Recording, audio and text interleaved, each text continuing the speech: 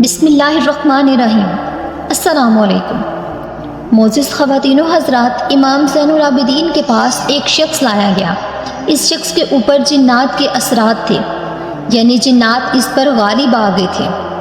تو امام زین العابدین نے اس شخص کے بائیں ہاتھ کی سب سے چھوٹی انگلی کو پکڑا اور پھر یہ 3 الفاظ پڑھے تو اس شخص کی چیخیں نکل گئی، یعنی جو چیزیں جو اس رات اس شخص کے اوپر تھے وہ چل کر راکھ ہو گئے۔ جنات و شیاطین کو گھر سے نکالنے کے لیے چند سیکنڈ کا یہ عمل ہے۔ آج کی اس ویڈیو میں آپ کو 3 ایسے لفظ بتائیں گے کہ اگر یہ 3 لفظ آپ روزانہ پڑھ لیں تو شریر قسم کے جنات کی چیخیں نکل جائیں گی۔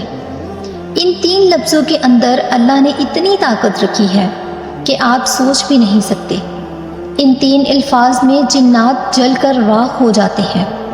انتہائی آسان طریقے یہ 3 الفاظ، اور جس تک یہ الفاظ پہنچ گئے تو یقین کیجئے ان 3 الفاظ سے ہر انسان کو نفع ہی نفع ملے گا، بلکہ جنات کے ساتھ لگائی گئی نظر بد کا توڑ بھی آج کی اس ویڈیو میں خاص کر آپ کو بھی بتائیں گے کہ جنات کس چیز کا ہدیہ پسند کرتے ہیں۔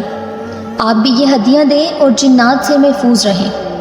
ان لوگوں کے دلوں میں جنات کا ڈر بیٹھا ہوا ہے، وہ آج کی اس ویڈیو میں جنات کی حقیقت جان لیں کہ جنات ایک کمزور ترین مخلوق ہے، لیکن جب انسان نے اس مخلوق سے ڈرنا شروع کر دیتا ہے تو یہ طاقتور بن جاتے ہیں۔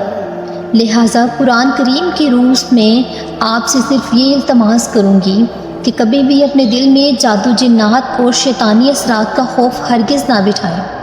اللہ تعالیٰ کے کلام کے اندر سب سے طاقتور جادو اور جنات نہیں ہے۔ قرآن کریم کے اندر ان کو کمزور کہا گیا ہے۔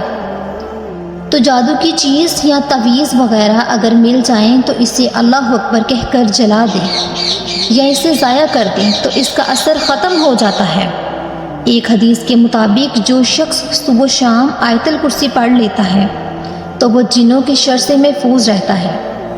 اور اس کے علاوہ جس گھر میں سب مل کر بیٹھیں اور سورۃ بقرہ کی تلاوت کیا کریں اور ایک بڑا ڈول جس میں پانی ہو اس پر دم کریں اور اپنے گھر میں اس کو پینے کے لیے استعمال کریں اور کاموں میں بھی اس پانی کو استعمال کریں، اس سے جادو کا اثر ختم ہو جائے گا۔ یہاں یہ بات بھی واضح کر دوں کہ جو لوگ جادو کرواتے ہیں یا اپنے کسی مقصد کو حاصل کرنے کے لیے جادوگروں کے پاس جاتے ہیں تو ان کے 3 سب سے بڑے نقصانات ہوتے ہیں۔ یہ لوگ بہت بڑے نقصانات ان کو جھیلنا پڑتا ہے کہ اس کی اولاد کے اندر بڑی خصلتیں پیدا ہو جاتی ہیں اور وہ اپنی اولاد سے کبھی بھی لاحق حاصل نہیں کر سکتا۔ اور دوسرا سب سے بڑا نقصان یہ ہے کہ وہ شخص اپنے ایمان سے خارج ہو جاتا ہے۔ جادو کرنا اور کروانا یا اس میں تعاون کرنا سب ناجائز ہے، حرام اور سخت گناہ ہے۔ بعض اوقات جادوگر ایسی گریہن لگا دیتے ہیں، جادو کرتے ہیں کہ ان گروں میں پھونک مارتے ہیں۔ جادوگر کبھی دوسری مال کے ساتھ جادو کرتے ہیں جن تک پہنچنے کے لیے شیطانوں کا راستہ اختیار کرتے ہیں اور ایسا عمل کرتے ہیں کہ جس سے انسان کی عقل میں تخیل آ جاتا ہے، اور بعض اوقات یہ عمل مرض کا باعث بنتے ہیں، یا پھر بعض اوقات خامد اور بیوی کے درمیان جدائی کا سبب بنتی ہے۔ اس کی بنا پر اس کی بیوی اس کے سامنے کبھی ان شکل ہو جاتی ہے جس سے وہ اسے ناپسند کرنا شروع کر دیتا ہے، اور اس طرح بیوی کے ساتھ بھی جادوگر یہی عمل کرتا ہے تو اپنے خامند سے نفرت اور بغض کرنے لگتی ہے۔ یہ عمل قرآن کے مطابق کھلا کفر ہے۔